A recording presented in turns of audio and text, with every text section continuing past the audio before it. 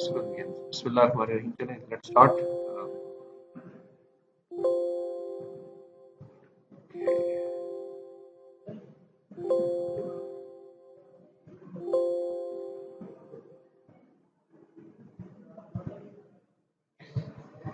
Acha, if you have any question from the previous lecture, कोई query, कोई doubt.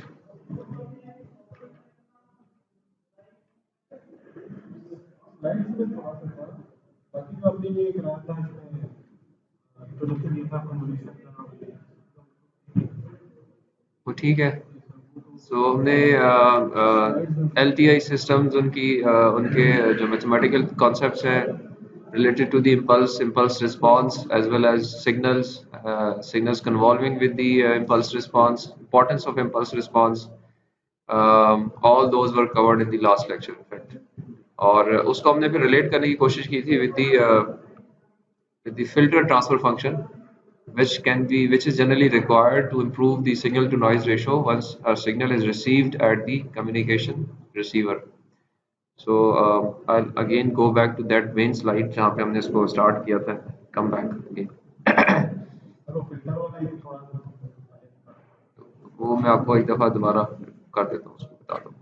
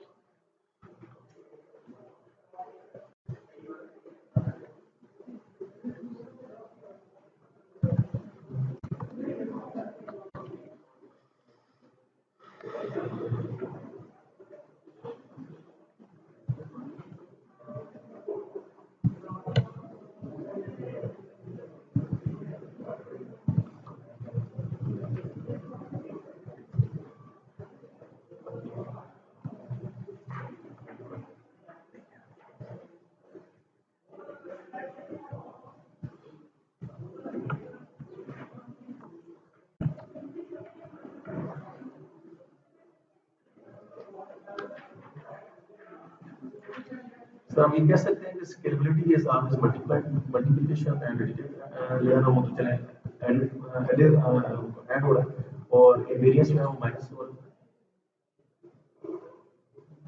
Minus नहीं हो रहा होता. Variance means variation. Plus की तरफ भी जा सकता है, minus की तरफ भी जा सकता है. उसमें फिर जो additivity है उसमें फिर क्या फर्क है? उसमें सिर्फ प्लस हो रहा है, उसमें माइनस के भी चांस है. नहीं ऐसा नहीं है. देखो दो बिल्कुल मुख्तलिफ चीजें हैं. दोनों का आपस में कोई ताल्लुक नहीं है. मैं बताता हूँ दोबारा एक दफा. आप आई डोंट नो किधर उसको मिक्स कर रहे हो, बट दो both have got no link with each other. Just do certain things. This we all covered. Cover कर लिया था. सर एक चीज थोड़ी सी और नेक्स्ट जो सब्जेक्ट जो है जो इसके ऊपर बेस्ड होगा वो कौन-कौन सी होगा उसको भी थोड़ा सा आप ये मिला है. अच्छा.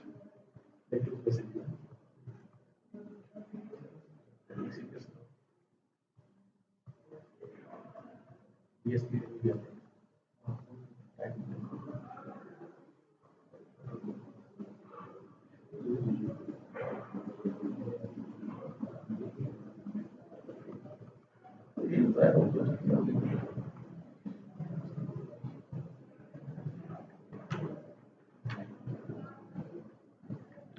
Okay, did I cover these random processes? Did you talk about random process? Okay.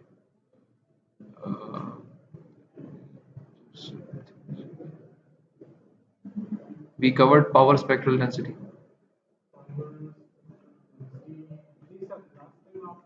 Didn't cover. Okay, fine, no issues. In fact, we covered this. Okay, let me just do another thing.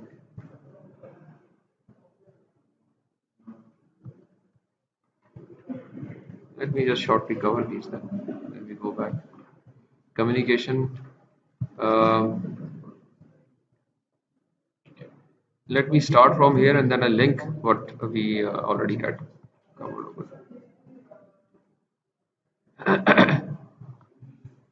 Okay. Uh, so Bismillah Rahman Rahim. Once again, let's link certain things which we were trying to cover in the previous lecture, out of which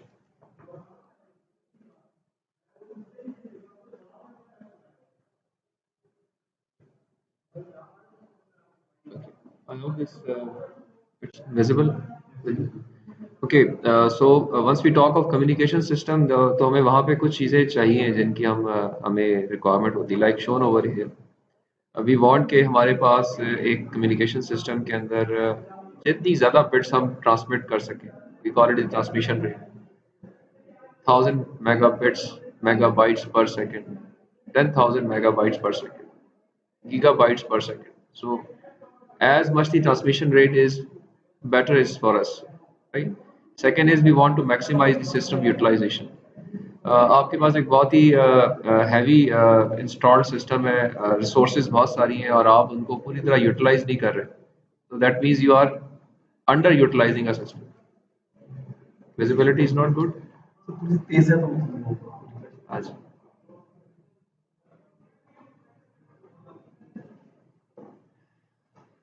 so in this वे आप ये चाहते हैं कि जी मेरे पास जब system एक लगा हुआ है तो मैं अगर उसमें मेरे पास 100 लोगों की मैं प्लग इन कर सकता हूँ, तो मैं 110 को प्लग इन कर लूँ ताकि और अच्छा सिस्टम हो जाए. कभी कोई 10 लोग ऑफ भी होते हैं सिस्टम से, तो सिस्टम मेरा यूटिलाइज होता रहे, उसमें उसकी जो सोर्सेज हैं वो ज़ाया ना जाए. So that is your requirement. Then another thing which is required of a communication system is to minimize the bit error rate. You should be able to send all the bits correctly and receive all the bits correctly, right? We covered how to convert an analog form into a discrete form and then further to a digital form. So those digital bits would be sent with the help of some analog waveform. You will receive it. Once you receive it, you would like it should be all correct. Nothing should be wrong, because ultimately, if you move towards the reverse side of recovering the signals from those bits, then those signals would be corrupted if the bits are corrupted. So you would like to minimize the bit error rate, or maybe you would like to make it zero, not at all. Another thing which you would like to have is that you would like to minimize the required system bandwidth. अगर आप 10 लोगों को 10 megahertz में भेज सकते हैं, तो why to use 100 megahertz for 10 people? Even if you can send people in 1 megahertz, in 1 hertz, 10 people, you would be interested in that. Minimum pipe की length हो और आप उसमें मैक्सिमम लोगों को अकोमोडेट कर.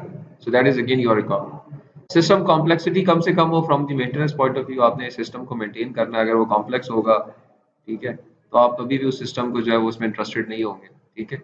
This applicable to all other real life issues as well.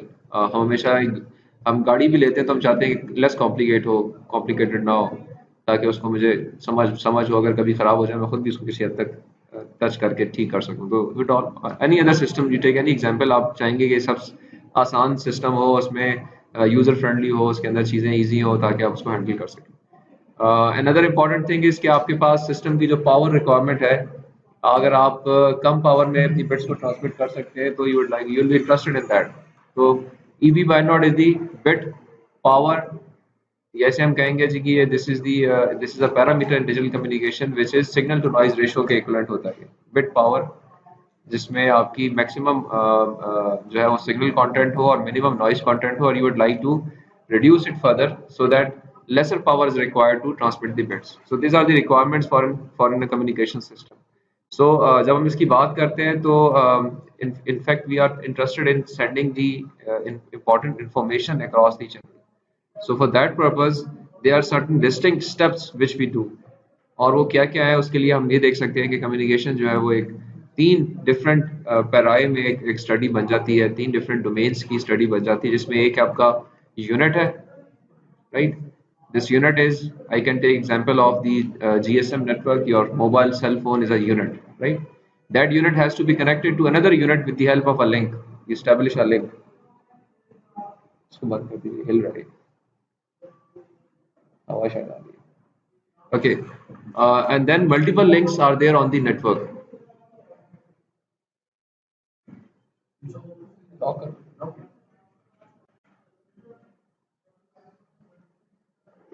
Right. So if we consider each and every particular particular corner in its own totality, then we find out that unit is something जहाँ पे you are interested in the performance of components within that unit. You would be interested कि जी इसमें अच्छे filter लगे हों, अच्छे antennas हो, आपके जो कनेक्शन की स्पीड है उस पॉइंट ऑफ व्यू से उसमें जो किसी किस्म की प्रॉब्लम्स आ सकती हैं वो ना आए, आपको अच्छी आवाज़ आए. सो सारे जो कंपोनेंट्स एक सेट नेटवर्क के अंदर या एक सेट के अंदर होते हैं, एक यूनिट के अंदर होते हैं, वो आप उसमें इंटरेस्टेड होते हैं most of the time. Whereas if you move towards the link, तो link के अंदर you are sending the signals across the units from one unit to another unit. So it is wirelessly being transmitted or through wire transmitted. So now you are interested into the signal issues कि जो signal transmit हो रहे हैं वो signal या wave forms जो है वो किस तरह के हैं और उनमें क्या क्या चीज़ें या क्या क्या प्रॉब्लम्स हो सकती हैं, किस तरह से मॉड्यूलेशन करेंगे, चैनल इफेक्ट्स को किस तरह से कैटर करेंगे, पावर की रिक्वायरमेंट क्या होनी चाहिए. तो ये सारी की सारी आ जाती हैं चीज़ें आपकी once you are interested in a link. So link के जो engineers होते हैं they are different than the unit engineers. The cell phone engineers they are of different nature. The link engineers are of different nature. And third, there comes the third portion, which is the network. Once you integrate various communication links, so over there you are more interested in network congestion issues, access control issues, and network design issues. So you'll find out over there you will find out more engineers which are from the computer network side because वहाँ पे उन्होंने उस चीज़ों को उस तरह के मसाइल का सामना करना है और उनको हल करना है. So these are the three different areas of communication.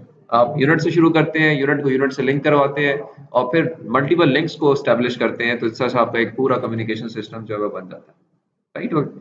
सो अगर हम बात करें बीच वाले चीज जिसको हम लिंक कहते हैं, सवाल करना चाह रहे हो कुछ? So जब आप यूनिट टू यूनिट कम्युनिकेशन कर रहे होते हैं तो over there you are more interested into the various type of signals. So signals की स्टडी इसलिए जो है वो कम्युनिकेशन में इंपॉर्टेंट होती है और सिग्नल के फिर क्या क्या पैरामीटर्स आप कंप्यूट कर सकते हैं वो आपने देखने होते हैं. तो आप जो जिन सिग्नल्स को आप भेजते हैं कम्युनिकेशन के अंदर वो मुख्तलिफ किस्म के सिग्नल्स हैं, उनमें आवाज़ भी है और उसमें जनरली जो इन्फॉर्मेशन होती है that is mostly in the lower frequency band. अब उस सिग्नल को जब ट्रांसमिट करेंगे तो वो सिग्नल जो है या उसको करना चाहेंगे तो वो एनालॉग सिग्नल है. एनालॉग सिग्नल को आपने पहले डिस्क्रीट और फिर डिजिटल बनाना है और फिर ट्रांसमिट करना है. ठीक है. और वो सिग्नल्स जो है जब आप थ्रू दी एयर ट्रांसमिट करेंगे तो जनरली दो signals would be processed in a way which we call at the analog signal processing, because what you are doing, आपने discrete और digital domain में convert कर लिया but still you are sending the analog waveforms. आप ये कहते हैं जी कि मेरा अगर ये 00 एक सिंबल है तो इसके लिए मैं एक waveform ये वाली डिसाइड करूंगा. अगर एक 01 सिंबल है तो इसके लिए I'll send this type of waveform. अगर एक 11 एक सिंबल है तो इसके लिए I'll send this type of waveform. And then the last one is 10 and I'll send for example this type of waveform. So you decide for a symbol and then accordingly you go for a waveform for that symbol. Whenever that bit sequence comes you send that particular type of waveform. So ultimately इस तरह से communication जो है वो चल रही होती है bit wise. एक ही तरह की इसलिए नहीं भेजते, वजह ये है कि से अगर मैं डिसाइड करूँ कि जी मैं हर दफ़ा नजमुल इस्लाम को भेजूंगा, ठीक है, आपकी अम्मा कहेंगे जी आपके अब्बा को जी मैं नजमुल इस्लाम को भेज रही हूँ, अगर ये आपको नजर आए तो मीन्स आपने जो है ना मुझे जो है वो सब्जी भेज देनी है. और अगर आपको मैं फॉर एग्जांपल नजमा को भेजूं, ठीक है, तो उसके बाद आपने मुझे फ्रूट भेज देना है. ठीक है. तो आपके फादर जब आपको देखेंगे तो आपको सब्जी दे देंगे, लेकिन अगर हर दफा आपको ही देखेंगे तो फिर सब्जी ही देंगे, फ्रूट कभी नहीं देंगे. ठीक है. तो डिस्टिंक्शन इज इम्पॉर्टेंट. अगर आप मैं आगे एक मिनट उसी की बात पे आ रहा हूँ फिर आप दोबारा सवाल करें. 00 के लिए आपने अगर इसको भेजा और आपने 01 के लिए भी इसी तरह की वेव फॉर्म को भेजा और बीच में फॉर एग्जांपल ये वेव फॉर्म करप्ट हो गई और करप्ट हो गई इस तरह की सिमिलर शेप में आ गई, तो फिर क्या होगा, उसकी इंटरप्रिटेशन ये होगी कि मुझे 00 ही मिला है, तो गलतियां ज्यादा होगी. इसलिए आप कोशिश ये करते हैं कि वेव फॉर्म्स जो है वो डिस्टिंक्टली डिफरेंट हो so that other side is not knowing, it's not intelligent. ठीक है. That receiver is a machine, it has to do some operation to distinguish what has been sent to me. Is it a 00, is it a 01 or 11 or 10? Just for your knowledge, I know you must be knowing this कि जो memory M is the memory means कि M symbols आप भेज रहे हैं communication के अंदर. ठीक है. M का मतलब ये होता है कि कितनी बिट्स आप भेजना चाह रहे हैं एक वेव फॉर्म के अंदर. M की value is equal to 2 power k. K are the number of bits. Right, so अगर M4 है, it means you are sending 2 bits at a time. इस बात पे सारे एग्री करते हैं कि M का रिलेशनशिप बिट्स के साथ क्या होता है? यहाँ जो मैंने ये 4 वेव फॉर्म्स लिखी हैं ये क्यों बनाई है, 8 क्यों नहीं बनाई या 2 क्यों नहीं बनाई? Let me link with you, और मे बी आप कुछ लोग थोड़े से इसमें ना वो नए हैं इस एरिया में, तो मैं उनके लिए एक चीज थोड़ी सी बताता हुआ चलूँ। नसीम बताएगा, चलें नसीम से लिंक करते हैं हम चीज़ों को, बस फिर नॉलेज। आप बताएं जी, हम कहते हैं कि हम एमरी कम्युनिकेशन कर रहे हैं, एमरी डिजिटल सिस्टम है ये।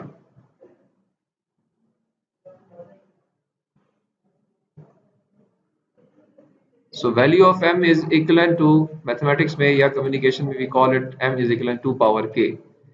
k आदि हमने भी थोड़ी देर पहले लास्ट लेक्चर में आपको बताया था कि ये एनालॉग सिग्नल है, इसको आपने टाइम डोमेन के ऊपर इसको आपने सैंपल कर दिया, ठीक है, और एम्पलीट्यूड पे इसको आपने क्वांटाइज कर दिया। अब आपके पास इधर फॉर एग्जांपल कुछ लेवल असाइन हो जाएगा, उसकी कुछ बिट्स आ जाएंगी, उसका कोड आ जाएगा तो बिट्स आ जाएगी। इस तरह से जितने आपने सैंपल बनाए हुए हैं सबके against you will get some type of bits now, and the analog signal will disappear, it will not be there, you'll be having the bits now, and now you maybe you having something like this in your memory, it's 0 1 1 1 1 1 1 then 0 0 0 0 0 0 0 0, ये आपके पास store हो गए। इनको आपने transmit करना है, transmit करना है, और डिजिटल कम्युनिकेशन सिस्टम है तो आप उसके लिए क्या करेंगे, आप इन बिट्स को तो किसी हाथी में बिठा के नहीं भेज सकते या ऊँट पे बिठा के नहीं भेज सकते। बिट्स की कुछ कोई चीज ऐसी जानी चाहिए जिसका मतलब हो कि ये बिट्स, और उसके लिए मैंने अब सिस्टम डिजाइन करना है तो पहले तो ये डिसाइड करना है कि how many bits I am going to send per second, may be transmission rate क्या है मेरा, कितनी बिट्स पर सेकंड भेजूंगा मैं। तो जनरली जिस जिस रेट पे आप सैंपल कर रहे होते हैं आप साथ साथ ही इसको ट्रांसमिट कर रहे होते हैं रियल लाइफ में। इस तरह नहीं होता कि मैं आपसे बात कर रहा हूँ तो मेरे सारा का सारा कम्युनिकेशन साथ साथ हो रही है, आप तक ट्रांसमिट भी हो रही है। अगर ये रुक रुक के आपके पास आए या लेट आए तो आपको मेरी बात समझ नहीं आएगी। आप भी जब टीवी देखते हैं या आप रेडियो सुनते हैं तो आप ये चाह रहे होते हैं कि जैसा ही बात वहां पे हो आपको सुनाई दे फौरन की फौरन, ठीक है।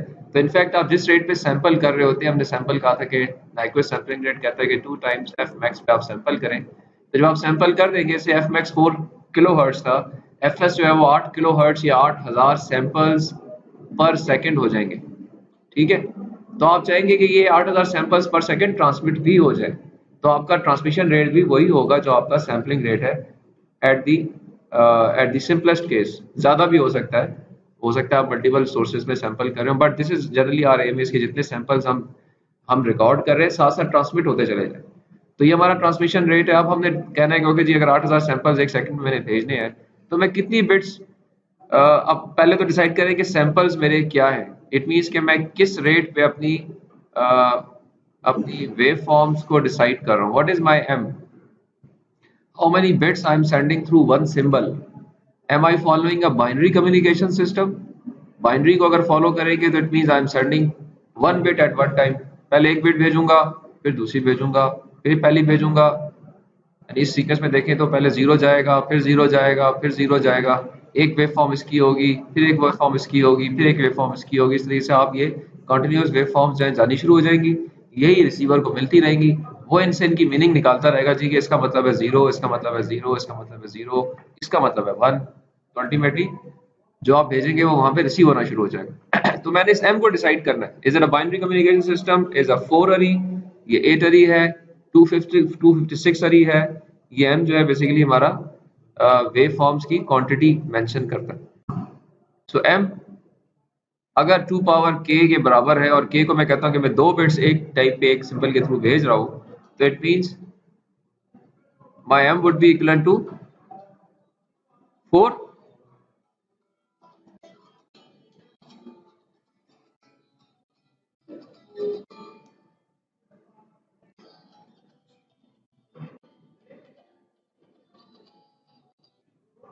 अस्सलाम वालेकुम डॉक्टर साहब। नहीं बताएं डॉक्टर साहब। नहीं अभी तो खत्म हो गई है। Sorry, doctor Asim. हम्म,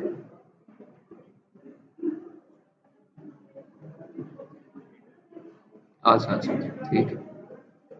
वेलकम वेलकम।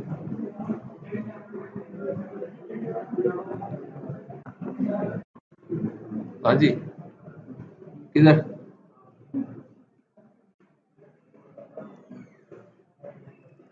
अच्छा जी, तो यहाँ तक ये चीज़ क्लियर हुई कि हमने डिसाइड करना जो कि नंबर ऑफ बिट्स को हमें बताएगा कि कितनी बिट्स जो है वो हमारे पास कितनी जो बिट्स हैं वो हमारे पास जा रही हैं एक सिंबल के थ्रू, राइट। सो अकॉर्डिंगली हमने जब ये चीज़ डिसाइड करनी है,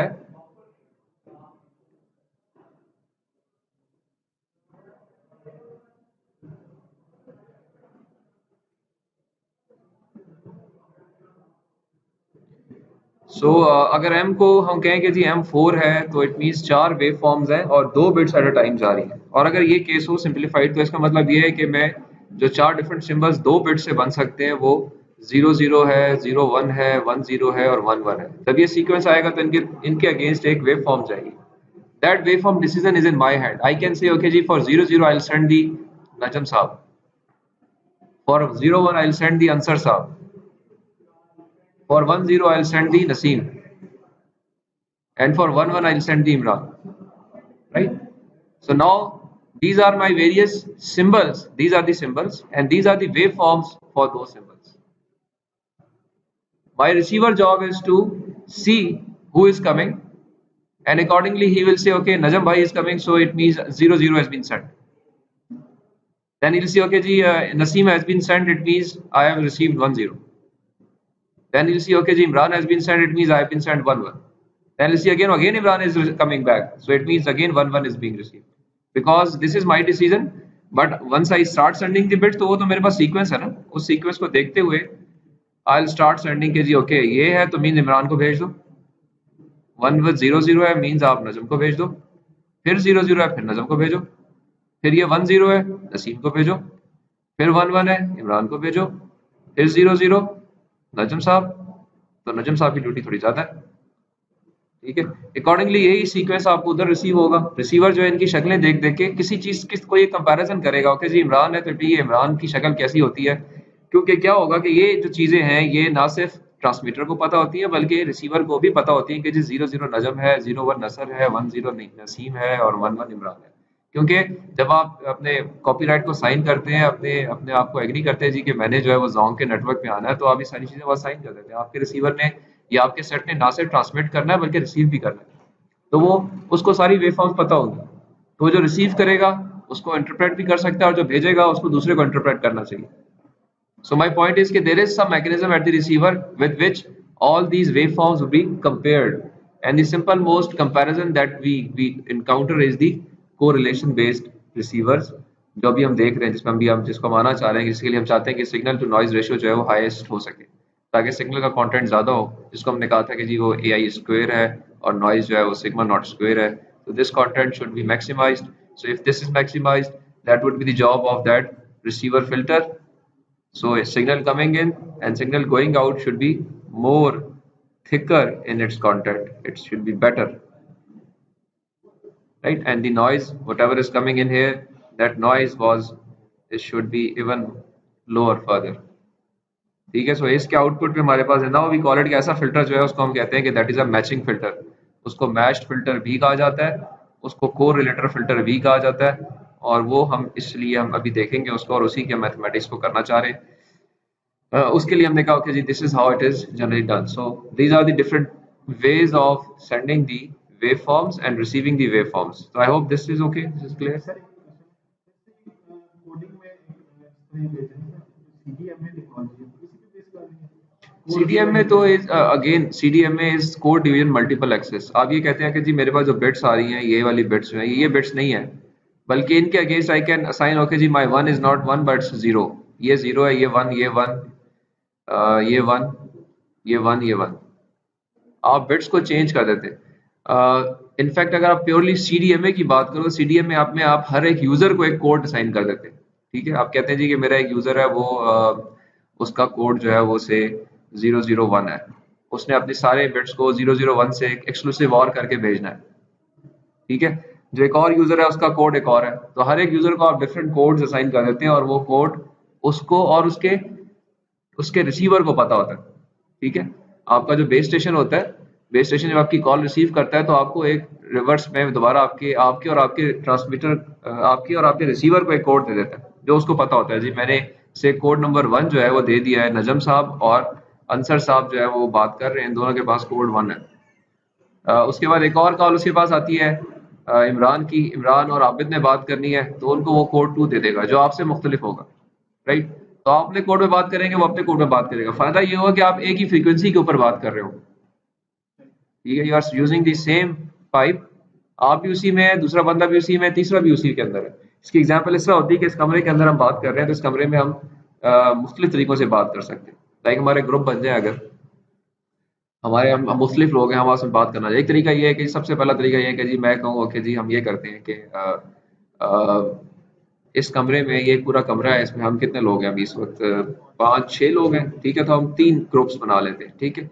और से मंसर साहब जो है वो मेरे साथ ग्रुप बना लेते हैं, नसीम जो है नजम साहब के साथ बना लेगा, हसीब नाम है आपका, हसीब जो है वो इमरान के साथ बना लेगा, ठीक है। अब अगर हमने बात करनी है तो किस तरह से बात कर सकते हैं कि हमें आपस में आवाज़ भी सुनाई दे और we can talk to each other as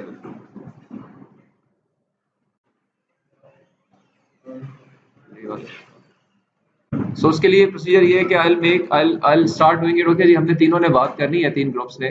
what we can do, we can say okay जी हम इस तरह बात करेंगे कि पहले मैं बात करूंगा, उसके नेक्स्ट स्लॉट में जो है नसीम बात करेगा, नेक्स्ट स्लॉट में इमरान साहब बात करेंगे। तो इस तरीके से हमारे पास टाइम बेस पे हमने इसको डिवाइड कर दिया, इस कमरे को, इस कमरे में बातचीत के स्टाइल को। इसको हम कहते हैं time division multiple access, TDM में, कि हर बंदा अपने अपने टाइम पे बात कर रहा है। तो यही कमरा है, यही फ्रीक्वेंसी है, यही बैंड है, उसमें हम सारे बात कर सकते हैं बेस्ड ऑन TDM में। Another way of doing the same base कि हम कहते हैं नहीं इस तरह नहीं करना, हमने टाइम बेस नहीं करना, हमने सेम टाइम पे बात करनी है। तो उसके लिए हम ये कर सकते हैं, इस कमरे में मैं 3 कमरे बना दूं, इसी कमरे में एक कमरे में बैठ जाए हम, एक ग्रुप, दूसरे में दूसरा, तीसरे में तीसरा, और तीनों आपस में बात कर सकते हैं, तीनों इंटरफेयर नहीं करेंगे, तीनों आपस में बात कर रहे होंगे। तो that is how we can talk. This is called the frequency division multiplexes. आपने सेम बैंड के अंदर डिफरेंट फ्रीक्वेंसीज दे दी है, डिफरेंट कमरे दे दिए, 3 डिफरेंट ग्रुप्स को, 4 डिफरेंट ग्रुप्स को, 10 को, 1000 को, 15 को। इसको नाम है FDM में। Another way could be like this कि मैं कहूँ कि जी मैं और अंसर साहब जो है वो इंग्लिश में बात करेंगे, नसीम और नजम साहब जो है वो फारसी में बात करेंगे, और इमरान और हसीब जो है वो फ्रेंच में बात करेंगे। तो आप देखेंगे कि इस केस में क्या होगा, हम बात कर सकेंगे इस कमरे में। मेरे लिए पर्शियन और फ्रेंच जो है वो किसी काम की नहीं है, मुझे उसकी आवाज़ ही नहीं आएगी, सुनाई नहीं देगा, ठीक है। और मुझे इसकी आवाज़ आ रही होगी क्योंकि मुझे उन ज़बानों को पता ही नहीं है, ठीक है। एज्यूमिंग कि मुझे उनका नहीं पता, तो मैं विल लीस्ट इंटरेस्ट कि वो क्या बात कर रहे हैं या किस तरह की बात कर रहे हैं, ठीक है। और नॉइज लेवल भी नहीं बढ़ेगा। अच्छा, ओपोजिटली अगर हम ये करेंगे जी सारे शुरू कर दें इंग्लिश में या उर्दू में बात करना, तो आप देखेंगे आहिस्ता आहिस्ता नॉइज लेवल बढ़ना शुरू होगा। पहले हमें समझ आ रही होगी, फिर हम थोड़े और जोर से बोलेंगे, फिर और जोर से बोलेंगे। इसलिए आप नोट किया होगा कि किसी एक कमरे में जब बहुत सारे लोग बैठे हो, तो आहिस्ता आहिस्ता आहिस्ता आहिस्ता उस कमरे में कुछ समझ नहीं आता, थोड़ी देर बाद, पहले शुरू में आ रहा होता है, Aahista Aahista Aahista you start increasing your tone, बढ़ते बढ़ते बढ़ते आप सब लॉस्ट कर जाते हैं। फिर आपको कमरे से निकलना पड़ता है, यार कि इसमें तो कुछ बहुत शोर हो रहा है, हालांकि वही लोग थोड़ी देर पहले बैठे हुए थे, वो बात कर रहे थे। तो लेकिन अगर हम सारे डिफरेंट लैंग्वेज में बात करें और एज्यूमिंग कि किसी को दूसरी लैंग्वेज का नहीं पता, तो ऑब्जर्व करेंगे कि आपको आपका नॉइज लेवल भी नहीं बढ़ेगा और आप बात करते रहेंगे। This is called CDM, code division multiple access. हर एक का अपना अपना कोड है, वो अपना अपना बात कर रहा है, कमरा वही है, एक ही वक्त में बात कर रहे हैं, टाइम भी डिवाइड नहीं कर रहे, फ्रीक्वेंसी भी डिवाइड नहीं कर रहे, we are talking at the same time. ये कौन सा कम्युनिकेशन करते हैं, लिंक एस्टेब्लिश होता है, अब उसके ये बाद मिलता क्लियर है, होता है, उसके बाद मिलता है, परमानेंट नहीं होता है। परमानेंट नहीं होता, परमानेंट नहीं होता। जैसे ही आपकी आपकी बात खत्म होगी, आपका कोड खत्म हो जाएगा, फिर वो कोड किसी और को मिल सकता है, नए यूजर्स को मिल जाएगा। तो ये तो रैंडम नंबर है, इसको तो आप लाखों मिलियन करोड़ों में आप क्रिएट कर सकते हैं ना, कोई मसला नहीं है। तो आपके पास एक सीक्वेंस है, आप वो चेंज करते रहे लोगों को सीक्वेंस देते। से कहते हैं ये जो थ्रू करते हैं, मतलब ये तो अंडर, ये तो बेस लेवल, ये बेसिकली फिजिकल लेयर का काम हो रहा है ना, वो इस नेटवर्क लेयर का काम है वो।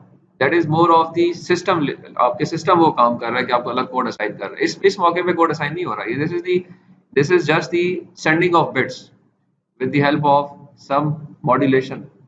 ये एक मॉड्यूलेशन स्कीम है, इसमें आप इम्प्लीमेंट कर रहे हैं और उसको आप भेज रहे हैं। तो इसका उससे ताल्लुक नहीं है, वो आगे है ऊपर लेवल के ऊपर। So in this way, in fact, what we can do, we can send waveforms and the other receiver can interpret it कि इसका क्या मतलब है. So I go back to the similar thing जिसपे हम थे पहले, कम्युनिकेशन सिस्टम वाली, इसमें हम सिग्नल्स की जो बात कर रहे थे, मैं उस पर आ जाता हूँ। तो इनफैक्ट मैं एक आगे जी, हमारे पास क्योंकि 3 किस्म की डिफरेंट कैटेगरीज हो सकती हैं कम्युनिकेशन सिस्टम के अंदर, so we'll be interested।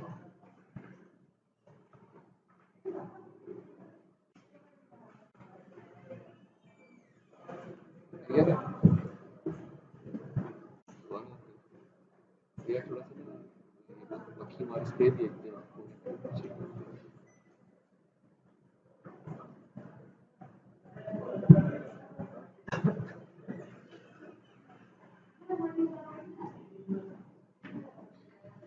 अच्छा जी, okay. So in the second link है, हमारे पास यूनिट है, लिंक है और नेटवर्क है। तो लिंक के अंदर सिग्नल इश्यूज इंपॉर्टेंट है, और सिग्नल्स ये इसलिए इंपॉर्टेंट है कि आप बिट्स की जगह वेव फॉर्म्स भेज रहे हैं, राइट। तो उस डोमेन को हम एनालॉग सिग्नल प्रोसेसिंग का नाम दे सकते हैं, क्योंकि आपके एनालॉग सिग्नल्स ज़्यादा इंपॉर्टेंट होते हैं।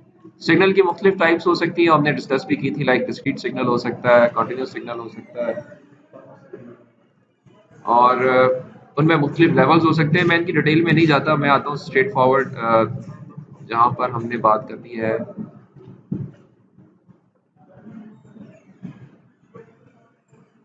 Okay.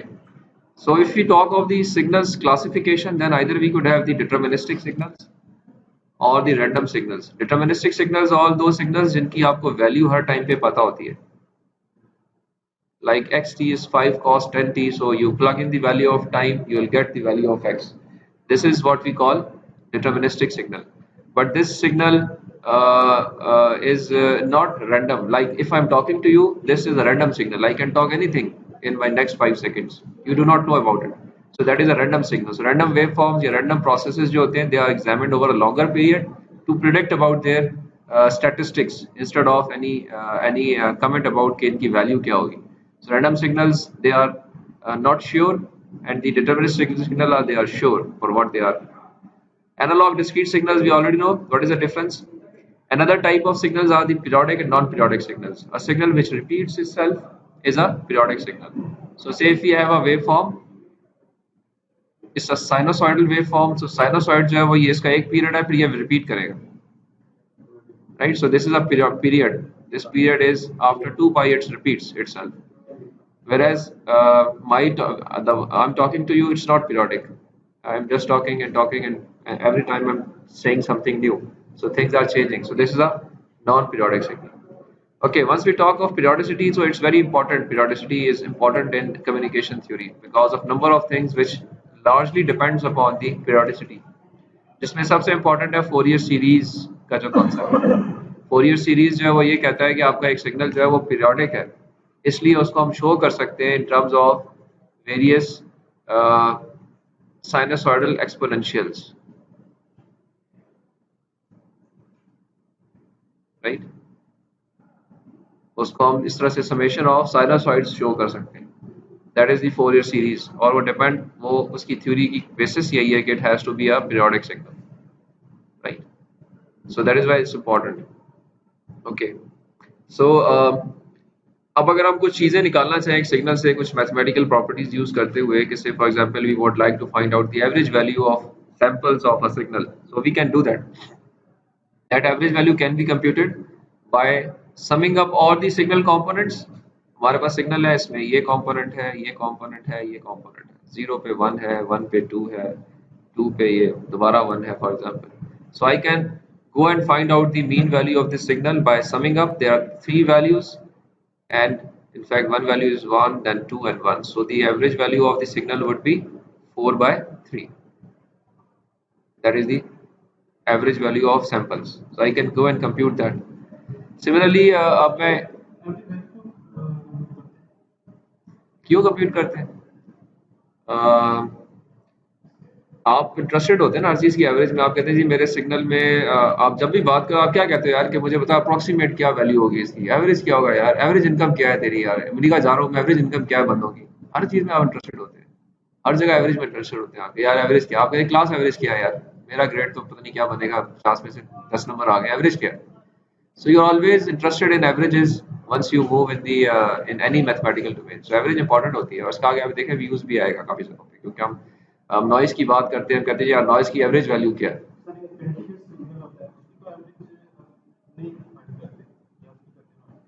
इन्फिनिटी सिग्नल जो है वो कोई भी नहीं होता असल में, हमेशा हम एक खास टाइम पीरियड तक सिग्नल को कंसिडर करते हैं। इन्फिनिटी तो फिर कुछ नहीं हुआ ना, उसका फायदा कोई ना हुआ। इन्फिनिट तो कुछ इन्फिनिट तो की तो कोई इंपॉर्टेंस नहीं ना इंसानी जिंदगी में। इंसानी जिंदगी इंपॉर्टेंस है जो कि एवरेज नहीं है, जो इन्फिनिटी नहीं है। तो we are interested in infinity का मतलब ये नहीं होता कि जी ये फिजिकल सेंस में इन्फिनिटी का मतलब है लॉन्गर ड्यूरेशन पे कोई चीज़ है, 10 साल, 20 साल, 50 साल, फिर भी कुछ ना कुछ लिमिट है। और अब इतनी कंपटीशन बढ़ चुकी है, एडवांस हो चुकी है कि आप करोड़ों, लाखों, करोड़ों साल तक का जो है डाटा इकट्ठा करके उसकी एवरेज निकाल सकते हैं।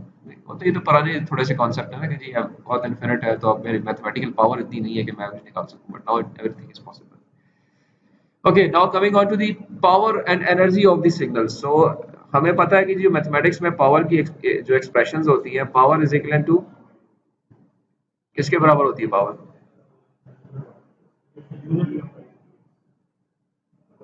Sorry, square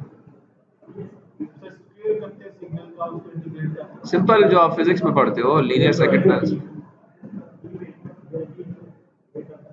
rate of change of energy. ठीक है, ये तो सही है कि आप एनर्जी निकालेंगे, उसको टाइम से डिवाइड कर दे तो आपको पावर मिल जाएगी। और क्या चीज़ है, इलेक्ट्रिकल सर्किट्स में आप पावर निकालते हैं,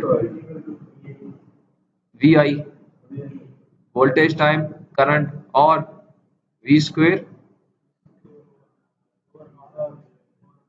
ओवर आर, और I square R, right. So हम ये कह सकते हैं कि अगर मैंने पावर निकालनी है तो पावर एक यूनिटी रेजिस्टेंस वाले केस में वी स्क्वेयर या आई स्क्वेयर के बराबर होगा, क्योंकि आर की वैल्यू 1 हो जाएगी ना। So if R is 1 it means it is V square और I square.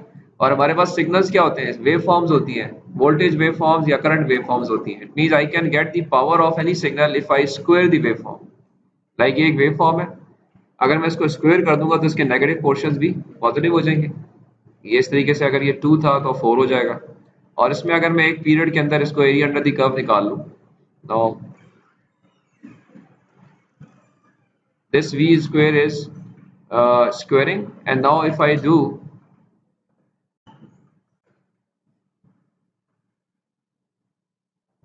if I start from the energy, for example, first let me go on to another slide.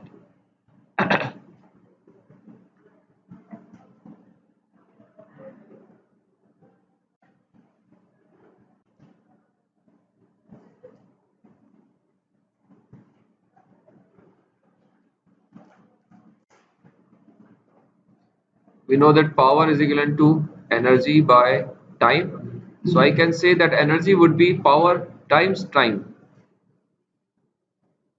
ठीक है, if I integrate the power along the time axis, I'll get the energy. So and I know that the power is in fact the I square, or it's also equivalent to v square.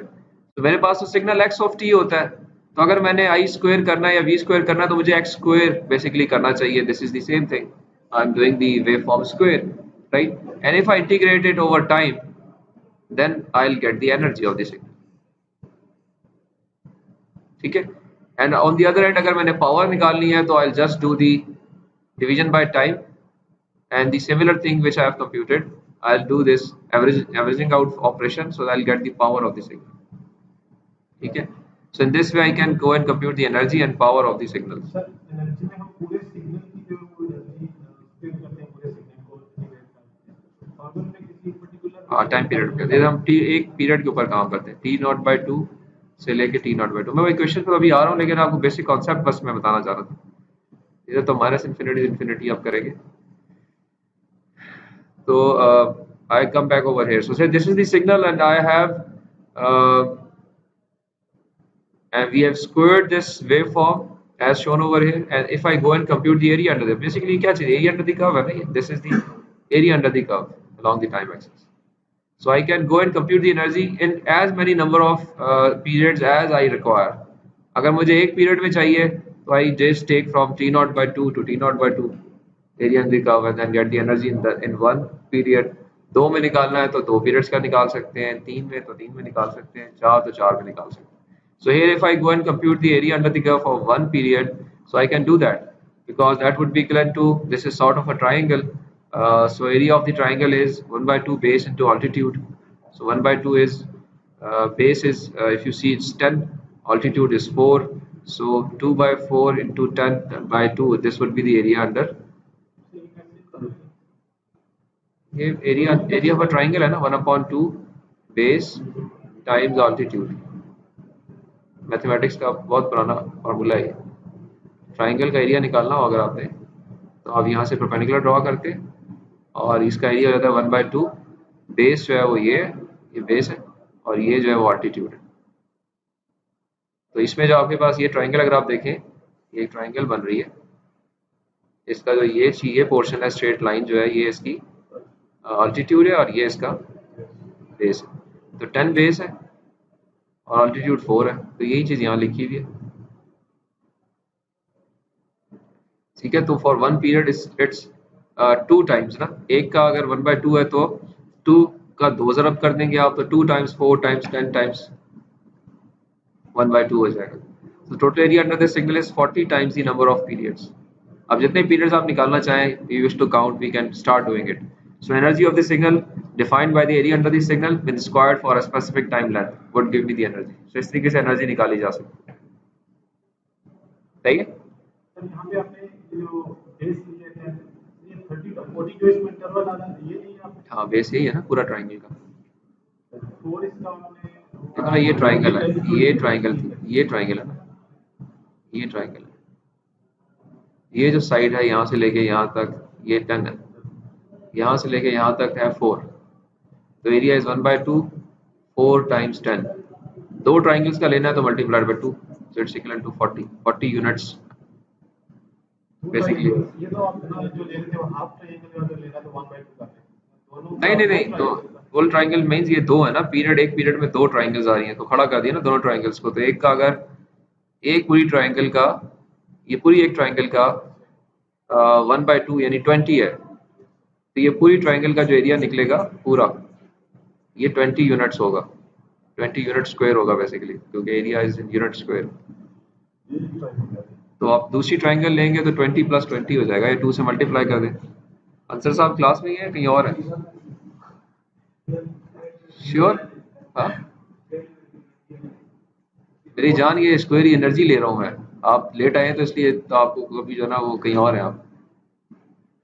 ये हम mister square की बात कर रहे हैं, ये square ही हुआ भाई, ये सिग्नल तो ये था, ये स्क्वायर हुआ। ठीक है, ये हमने पावर से एनर्जी से शुरू किया था। ठीक है, so in this way we can find out the power, और अभी हमने एनर्जी निकाली है, as many periods I can consider I want. अगर पूरा सिग्नल लेंगे तो पूरे सिग्नल की एनर्जी आ जाएगी, लेकिन अगर ये इन्फिनिट पीरियड्स हो जाए या हमारी रेंज से निकल जाए तो फिर हमारी एनर्जी जो है वो इन्फिनिट हो जाती है। इसलिए in that scenarios we are not interested in the energy, then we'll be interested in power, because power is for some specific time period, one over time आप एक एवरेज वैल्यू निकालते हैं, तो एवरेज वैल्यू जो है वो निकाली जा सकती है for such like signals। तो हमने कहा जी कि एनर्जी निकालने के लिए what we do the square of the signal, may it be a continuous signal or may it be a discrete time signal। so x of n आपके पास values है, उसको आप सम अप कर दें सारे सिंबल्स के लिए, you'll get the energy। On the other end अगर आप उसको डिवाइड कर देंगे नंबर ऑफ सैंपल से जो कि टाइम के इक्विवेलेंट है, तो आपको मिल जाएगी power. So better measure is the power of the signal. Average power of signal is defined as the area under the square signal divide by the number of periods over which the area is measured, you get the power. N जो है वो इस जगह पर, ये क्योंकि discrete signal की बात हो रही है, तो number of signals, number of samples हैं इन द सिग्नल, जितने आप सैंपल्स ले रहे हैं 10 20 30 40 50 सारे के सारे। और अगर आप इसको एनालॉग डोमेन में बात करेंगे तो ये वो नंबर ऑफ, ये वो टाइम पीरियड है जिसके लिए आप निकालना चाह रहे हैं, कितने पीरियड्स के लिए निकालना चाह रहे हैं, can go for that. So average signal power is defined as the total signal energy divide by the signal time, since n is a really a measure of time। so infinite energy signal has zero average power, infinite energy signal has zero average power because infinite से divide करेंगे 1 over infinite is 0। सो आपकी infinite जिसकी energy होती है उसकी zero average power होती है, so it means you can still go and compute the power, zero is computable but infinite is not computable। Another important feature which we go for the signals is the RMS value, in which you square the signal components and divide by the number of values, जो उनके total number of samples हैं, on and then take the square root। so this is the RMS value। RMS value भी communication में important होती है।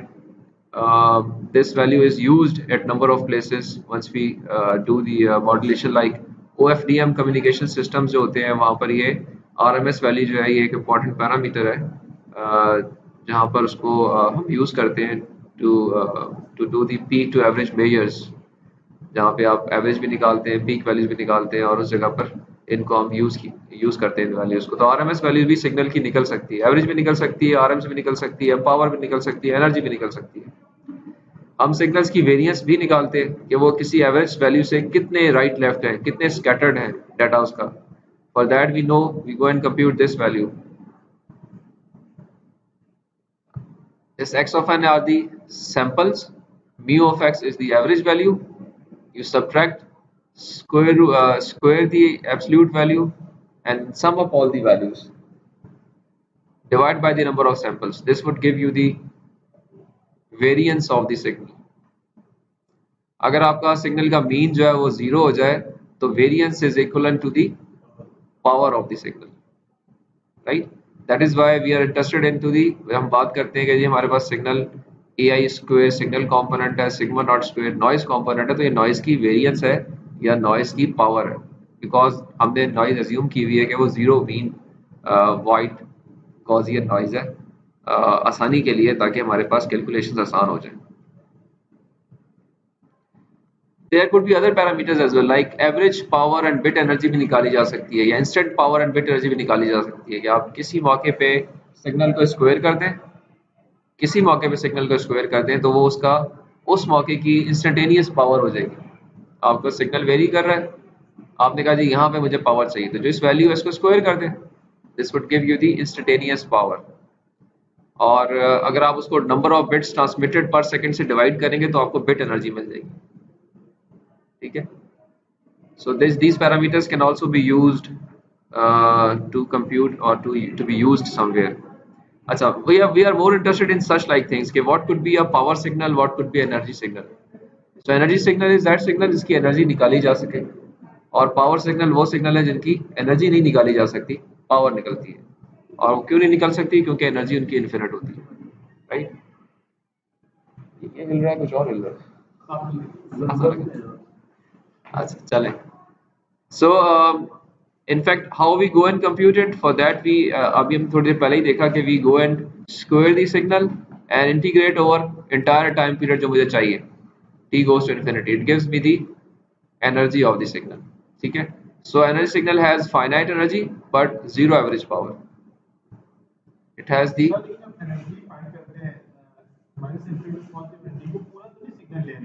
हम तो ये नहीं, वो ऐसे ही है ना, हमारे लिए जो ये वैल्यू है, जो ये वैल्यू लिखा है ना हमने, इसका मतलब ये कि पूरा सिग्नल जहां तक है, जहां तक सिग्नल एक्सटेंड हुआ हुआ है ना, जहां तक सिग्नल है हमारे, ये सिर्फ ये वैल्यूज इंडिकेट करती हैं कि हमारी लिमिट कहां तक, हम कहां तक जा सकते हैं, ठीक है ना. हम जो है ना वो सिग्नल को 10 साल पहले से 10 साल आगे तक कैलकुलेट कर सकते हैं, ऑल्दो एक बहुत बड़ा टाइम पीरियड है, लेकिन हम उसको निकाल सकते हैं. तो उसको हम लिखेंगे यही माइनस, अब जो एग्जैक्ट वैल्यू है यहाँ लिख देंगे ना, जब सिग्नल एक्चुअल आएगा तो आप लिख सकते हैं जी -10 से +10 कर रहा हूँ, ठीक है, -100 से +100 कर रहा हूँ, वो depends on me, but this just shows to the reader कि you consider the whole signal. Okay, so all the deterministic signals and the non periodic signals they are energy signals. क्योंकि डिटरमिनिस्टिक भी आपको पता होता है हर time पे, और non periodic जो है वो तो रिपीट ही नहीं हो रहा होता है, खत्म हो जाता है एक जगह पे जाके. तो we can always go and compute the energy of such signals. Where is power is the rate at which energy is delivered, so we divided by the time, वही सेम एक्सप्रेशन है. सो पावर सिग्नल्स की finite average power होती है but infinite energy होती है. और ये हमारे पास जितने पीरियोडिक सिग्नल्स हैं, जितने रैंडम सिग्नल्स हैं, जिनका नहीं पता कब तक चलते चले जाएंगे, उनके लिए हम पावर निकालते हैं, ठीक है. ऑलरेडी हम देख चुके हैं यूनिट इम्पल्स या डिराक डेल्टा क्या होता है. इसको हम शिफ्टिंग प्रॉपर्टी कहते हैं कि सिग्नल को अगर हम इसे मल्टीप्लाई करेंगे किसी टाइम पीरियड के ऊपर, तो ये आपको उस टाइम के ऊपर सिग्नल का कंटेंट दे देता है. This is how we do the shifting और sampling of signals with the help of pulses. और पीएसडी हम ऑलरेडी देख चुके थे, I think power spectral density देखी थी हमने. पीडीएफ और पीएसडी में फर्क देख लिया था या नहीं देखा था?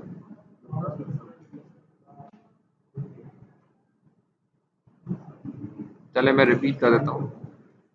इनफैक्ट इससे पहले आई जस्ट शो यू जो मुझे याद है मैंने आपको बताया था, दैट वाज दी पीडीएफ तो मैंने आपको बताया था ना, पीडीएफ दिस वन. क्या आपके पास एक प्रोबेबिलिटी डिस्ट्रीब्यूशन फंक्शन जो होता है, बेसिकली आपका एक सिग्नल है, आपने सिग्नल को उसकी हिस्टोग्राम बनाई, हिस्टोग्राम बना के उसमें आपने डिफरेंट जो विंस बना के आपने उसमें सैंपल्स रखे थे, और फिर एक फ्री हैंड कर्व से आप उसको प्लॉट करते हैं, तो आपको ये एक पीडीएफ मिल गई है जो उसकी प्रोबेबिलिटी बता रही है, ठीक है. और इसको अगर आप ऐड करते चले जाएंगे तो आपको क्यूमुलेटिव डिस्ट्रीब्यूशन फंक्शन मिल जाएगा, आप पीडीएफ को इंटीग्रेट करते हैं तो क्यूमुलेटिव डिस्ट्रीब्यूशन फंक्शन मिलता है, और सीडीएफ या क्यूमुलेटिव डिस्ट्रीब्यूशन फंक्शन को आप डेरिवेट करते हैं तो आपको पीडीएफ मिलता है.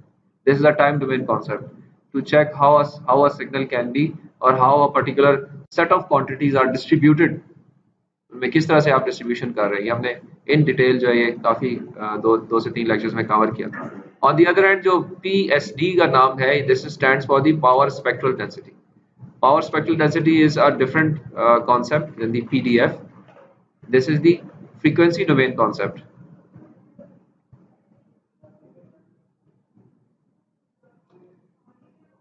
पढ़े नजम क्या लिखा हुआ है जरा इसके ऊपर. बल्कि हसीब आप पढ़ो.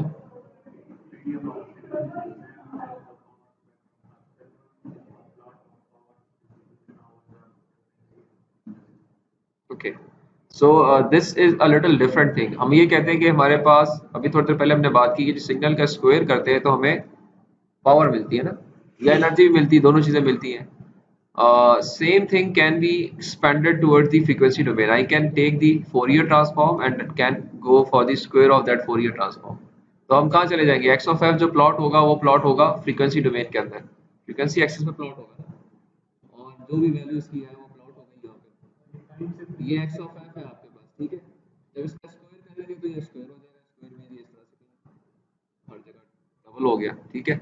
और अब आप इसका एरिया अंडर द कर्व निकाल लें अलोंग द फ्रीक्वेंसी, राइट. सो आपको अब क्या पता चल रहा है यहाँ पे, ये भी आपको पावर देगा. This is also this is the duality theorem. Mathematics में एक थ्योरम है. वी कॉल के जो काम हम टाइम डोमेन में करते हैं यहाँ पे फ्रीक्वेंसी डोमेन में वही काम करने से सेम चीज मिलेगी हमें. जब मैं एक्स स्क्वायर को इंटीग्रेट करूंगा तो मुझे एनर्जी मिलेगी, अगर मैं एक्स ऑफ एफ को इंटीग्रेट करूंगा तब भी एनर्जी मिलेगी, राइट. लेकिन अब मैं किधर हूँ, मैं फ्रीक्वेंसी डोमेन के अंदर हूँ. और ये जो इस टाइम पे एक्स ऑफ एक्स स्क्वायर इस पे डिस्ट्रीब्यूट है, मुझे क्या बता रहा है, ये डिस्ट्रीब्यूशन बता रहा है along the frequency of the various energy contents, ठीक है. किस फ्रीक्वेंसी का कितना एनर्जी में कंट्रीब्यूशन है ये वो बता रहा है. इस चीज को जब हम निकालने जाते हैं तो उसका नाम है power spectral density, because we are sort of analyzing the spectrum of signal. जिस तरह आप लाइट स्पेक्ट्रम लेते हैं जी, लाइट में वायलेट है, इंडिगो है, ब्लू है, ग्रीन है, येलो है, ऑरेंज है, रेड है, वो कलर सारे के सारे फ्रीक्वेंसीज हैं, डिफरेंट फ्रीक्वेंसीज हैं, उसको हम स्पेक्ट्रम का नाम देते हैं. तो उस स्पेक्ट्रम को जब एनालाइज करते हैं तो उस मौके पे हम उसको कहेंगे जी कि ये स्पेक्ट्रम एनालाइजर है. और अब इस जगह पे हम चूंकि पावर को स्पेक्ट्रम के अंदर देख रहे हैं तो हम इसको कहेंगे ये पावर स्पेक्ट्रल डेंसिटी है, या किस तरह से पावर यहाँ पे डिस्ट्रीब्यूटेड है along the frequency. So if you go over the first paragraph, it says कि it's same as the power spectrum and it's plot of the power distribution over the frequencies in the signal. यानी x square को plot किया हुआ है. It's a frequency domain concept. PDF is time domain concept. We create the PDF by looking at the signal in time domain, its amplitude values and their ranges, whereas PSD on the other hand is relationship of power with frequency. While variance is the total power in a zero mean signal, PSD gives the distribution of this power over a range of frequencies, power per hertz. तो देखो ना, ये आप frequency आप निकल रही है तो आप उसको निकाल सकते हैं. अगर आप डिवाइड कर देंगे इसको along the frequency तो ये आपको एवरेज पावर पर हर्ट्ज दे देगी. So it's a positive real function of frequency. Power is always positive, whereas amplitude can be negative. जो आप PSD जब निकालते हैं, PDF जब निकालते हैं. So power spectral density is commonly expressed as watts. Watts is a unit of power per hertz. Hertz is a unit of bandwidth or frequency. ठीक है. और watts को ही हम decibel में भी represent करते हैं. Decibel again is a unit of power. 20 log of power is basically decibel. So decibel basically is again a unit of power, just like the watts. But generally ये use करते हैं decibel की हमारी power with the distance reduce होती है. तो जो decibel है बेसिकली वो एक पीक पावर से कंपैरिजन बता रहा होता है आपकी किसी डिस्टेंस के ऊपर पावर कि कितनी पावर रिड्यूस हो गई है. जब ये ओरिजिन से निकली थी तो 1 किलोमीटर बाद कितनी पावर, कितने डेसिबल गिर गई है, कितने डेसिबल कम हो गए, ये क्या डेसिबल है इस टाइप के. तो अभी हमारे पास हमें अगर यहाँ पे कोई नॉइज आ रही हो तो उसको जब मेजर करेंगे आप कहेंगे इतनी डेसिबल नॉइज है. ओरिजिन पे इतनी थी, आपके पास इतनी आ गई है. तो पंखा जनरेट कर रहा है आपने, उस पर वो 10 वाट जनरेट कर रहा है, आपके पास 1 वाट कान में सुनाई दे रही है. तो आप डेसिबल में वैल्यू कंप्यूट करोगे कि कितनी डेसिबल कम हो गई है value. So PSD is the power spectral density. आप स्पेक्ट्रल डेंसिटी के दो डिफरेंट नाम दे सकते हैं. सिग्नल्स हमारे दो किस्म के होते हैं, पावर सिग्नल होते हैं, एनर्जी सिग्नल होते हैं. तो जब आप एनर्जी स्पेक्ट्रल डेंसिटी निकालेंगे तो वो एनर्जी सिग्नल की होगी, और जब आप पावर सिग्नल कंसिडर करेंगे तो उस जगह पे जो स्पेक्ट्रल डेंसिटी होगी वो पावर स्पेक्ट्रल डेंसिटी होगी। तो दोनों नाम जो है वो एक ही है, एक ही चीज़ है, बट सिर्फ सिग्नल की कंसिडरेशन जो आप देख रहे हैं वो डिफरेंट है। So we define the energy spectral density like this. We call it like sigma x of f. This is the energy spectral density or spectral density, and this is nothing but the square of the Fourier transform of the signal. ठीक है, सी over है, ये वही same चीज है। सो अगर मैंने energy निकालनी है तो मैं इसको स्क्वायर कर दूंगा, इसको इंटीग्रेट कर दूंगा, right, so over here. So integrate करेंगे along the frequency, this will give me the energy. So I can replace the x of f square with the energy spectral density over here, psi x of f. It's the same thing as x of f whole square, right? So मैं अगर मेरे पास energy spectral density हो तो again I can go and compute the energy, both are the same thing. और चूंकि energy spectral density एक ऐसा phenomena है जो सिमेट्रिक होता है इन द फ्रीक्वेंसी एक्सिस, जो राइट साइड पे होता है फ्रीक्वेंसी के वही है लेफ्ट साइड पे होता है। So what I can do, I can just do it for from origin onwards and can multiply by 2. So this is how we can compute the energy with the help of energy spectral density, or in case otherwise power spectral density as well, right? So again यहाँ पे मैं if I just consider focus over here, तो ये यहाँ पे हमने power निकाली हुई है। अगर मेरे पास PSD हो तो मेरे पास पावर आ जाएगी, और ESD हो तो मेरे पास एनर्जी आ जाएगी, because I am doing the similar operations. I am squaring the waveforms.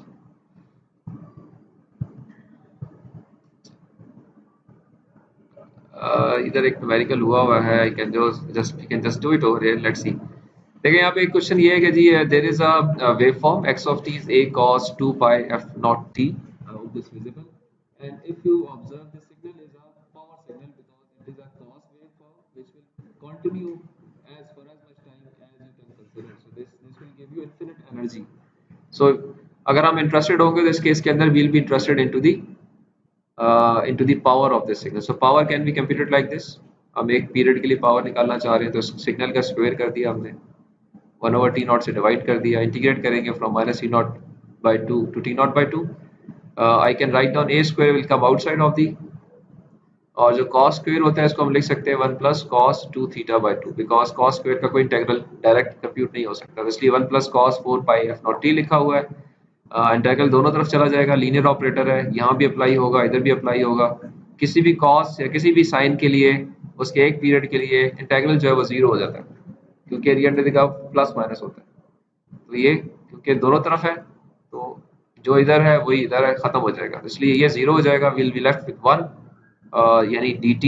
So dt को जब इंटीग्रेट करेंगे तो वो t के बराबर हो जाएगा। जब आप लिमिट्स अप्लाई करेंगे तो आंसर t0 आ जाएगा, t0 से t0 कैंसिल हो जाएगा, तो पावर जो आपके पास आ जाएगी वो a²/2 हो जाएगी। a²/2 is the power of this signal which can be computed. The same thing can be computed with the help of gx of f, which is the power spectral density of this signal cos. We know that cosine waveform को जब आप cos का Fourier लेते हैं तो जो आपको signal मिलता है वो दो पल्सेस मिलती है a/2 की, एक फ्रीक्वेंसी f0 पे होती है और दूसरी फ्रीक्वेंसी -f0 पे होती है,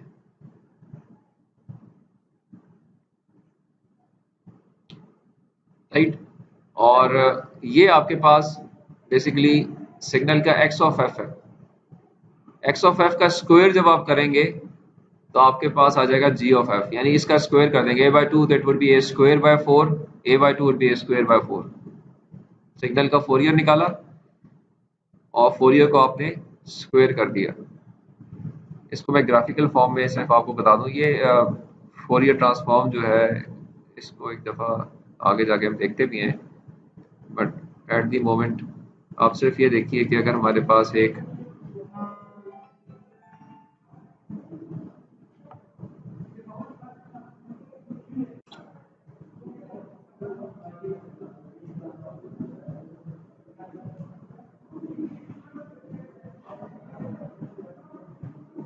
कंपोनेंट्स जो निकले मैं बताता हूँ, नहीं ये आपके पास साइनोसॉइड या कोसाइन है, cos of I call it A cos 2 pi f not t। इसकी एक खास फ्रीक्वेंसी है और इसका खास एम्पलीट्यूड है। ठीक है, जब इसका फोरियर लेंगे तो आपको फोरियर डोमेन में फ्रीक्वेंसी एक्सिस पे दो पल्सेस मिलेंगी। एक होगी एफ नॉट पे, उसकी वैल्यू a/2 होगी, और एक माइनस एफ नॉट पे होगी, उसकी वैल्यू भी a/2 होगी। इसको लिखने का तरीका भी है मैथमेटिक्स में, क्या इसको आप लिखेंगे a/2 del is the pulse function जो कि यूज करते हैं for showing the location. F minus F not means ये एफ नॉट पे स्टेशन है, उसकी वैल्यू a/2 है, प्लस दूसरी जो है वो भी a/2 है, और लेकिन वो स्टेशन है माइनस की जगह। ये वाली जो है वो प्लस वाली है, ये वाली माइनस वाली, ये वाली है, ये वाली है। तो इधर शो ये, तो ये उसका एक्स ऑफ एफ है। एक्स ऑफ एफ है ये। ठीक है, ये इसके स्पेक्ट्रल कंटेंट्स हैं। स्पेक्ट्रल कंटेंट्स मैंने प्रिज्म से गुजार दिया, समझे, ये प्रिज्म था यहाँ पे, प्रिज्म से स्लाइड को गुजारा तो ये दो चीजें मिल गई मुझे, एक a/2 और एक माइनस, अगेन दूसरी भी a/2, एक एफ नॉट पे है और एक माइनस एफ नॉट पे।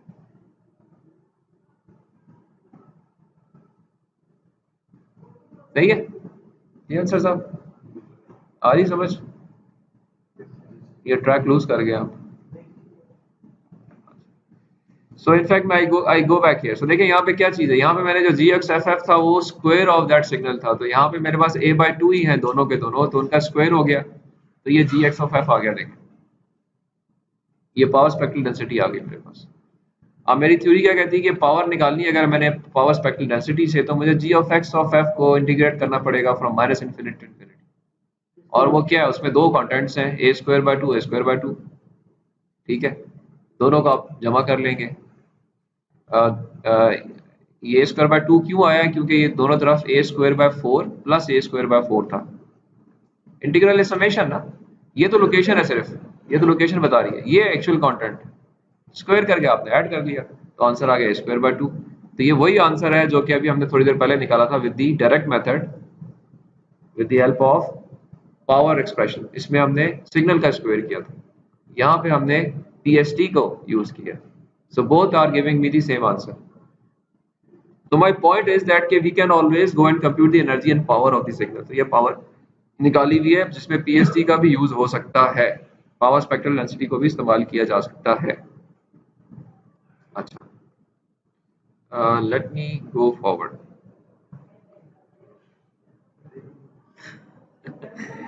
ब्रेक करना चाहते हैं, चलें? Okay we have okay. मेरे ख्याल में टाइम वैसे पता नहीं चला, काफी ज्यादा टाइम गुजर गया। ठीक है, चलें ठीक हो गया, चलें ब्रेक कर लेते। We have break for 5 minutes. 15 minute कर ले सर अभी। ठीक है 11 o'clock। Okay thank you.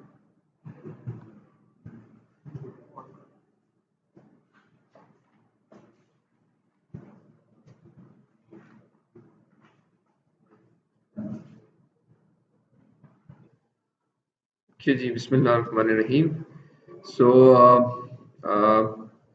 in fact, there is a CPD activity we have at university, which is focusing on to the mathematical methods which are related to wireless communication. So I think it would be good if you could, if our class can join over there. I've talked to the instructor. Um, it's a PEC accredited activity, and primarily concerned or focused towards various mathematics and the approaches which are employed for wireless communication, including the primary focus is towards the GSM network and the CDMA networks. So I think it would be appropriate if you could attend it for 1 hour. And what you can do, I would expect that everybody should write a 1 to 2 page summary of whatever they cover, whatever they see during this lecture. So that's all for today. Inshallah, we'll meet again next class. We'll discuss and continue from the same point. Okay, thank you very much.